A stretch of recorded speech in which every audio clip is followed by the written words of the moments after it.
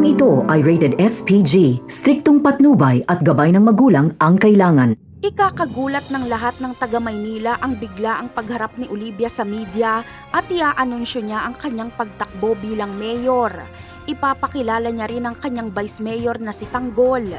Ayon kay Olivia ay bumuo siya ng sariling line-up para kalabanin ng mga gerero dahil hindi niya daw umano masikmura ang mga masasamang gawain ng mga gerero.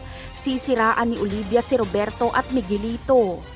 Samantala, ikakagulat naman ng mga taga-Quiapo lalong-lalo na ang mga taga-San Dimas kapag mapanood nila sa balita si Tanggol na tatakbo bilang vice mayor. Marami ang matutuwa dahil kilala nila si Tanggol na matulungin. Pero kung maraming matutuwa ay kabaliktaran naman ang mararamdaman ni Rigor. Magngingit-ngit siya sa galit. Habang si Tinding naman ay hindi alam ang mararamdaman, nag-aalala siya kay Tanggol lalo't kalaban ni Tanggol ang mga gerero at alam ni Tinding na masasamang tao ito. Malakas ang alyansa ni Olivia at Tanggol kaya matatakot si Roberto na matalo ni Tanggol. Ayon sa survey ay solid na butante ni Tanggol ang mga taga San Dimas. Ang San Dimas pa naman ang may pinakamaraming butante.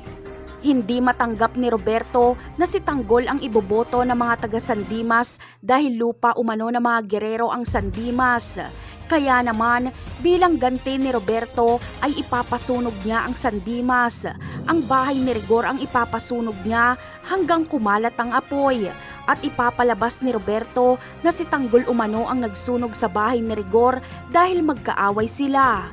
Ngunit ano kaya ang gagawin ni Rigor kay Roberto kapag malaman niya ang totoo na si Roberto pala ang nagpasunog ng kanyang bahay? Yan ang aabangan natin sa mga susunod na episode. Paalam!